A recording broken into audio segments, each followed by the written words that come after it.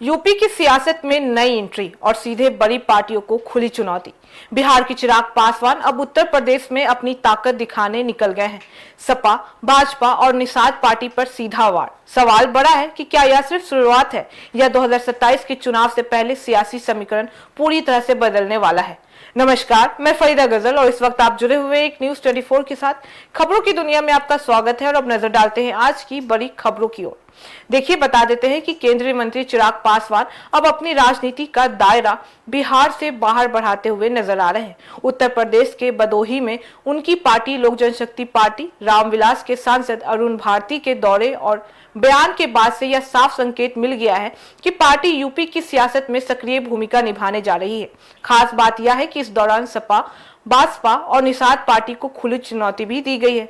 दरअसल यह सिर्फ एक राजनीतिक दौरा नहीं है, बल्कि एक सोची समझी रणनीति का हिस्सा भी माना जा रहा है।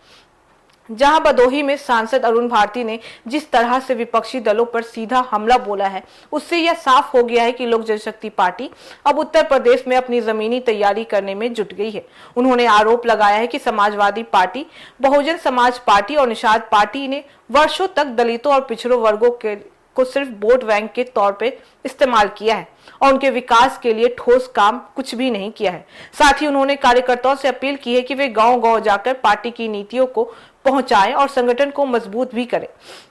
यानी यह सिर्फ बयान नहीं, बल्कि ग्राउंड लेवल पर विस्तार की शुरुआत है।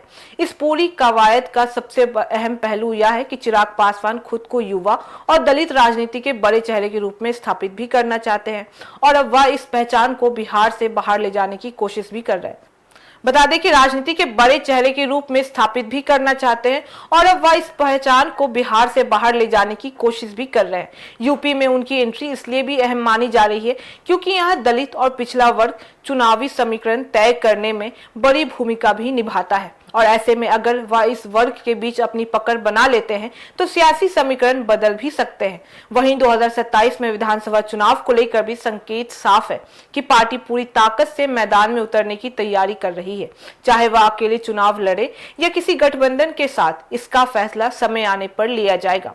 लेकिन फिलहाल जिस तरह से बयानबाजी और संगठन विस्तार की शुरुआत हुई है, उससे यह साफ होता है कि यह सिर्फ शुरुआत है और आने वाले समय में इससे और भी तेज किया जाएगा।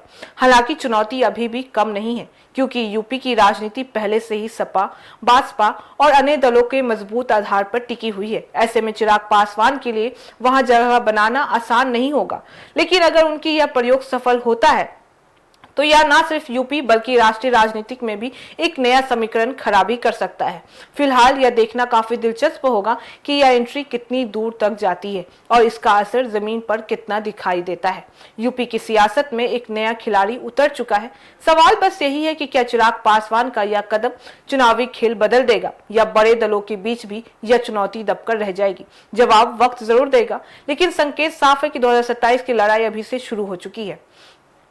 तो फिलहाल इस खबर में बस इतना ही। बाकी इस मामले पे आपकी क्या राय है, आप हमें कमेंट करके जरूर बताएं। ऐसी तमाम खबरों के लिए देखते रहिए न्यूज़ 24।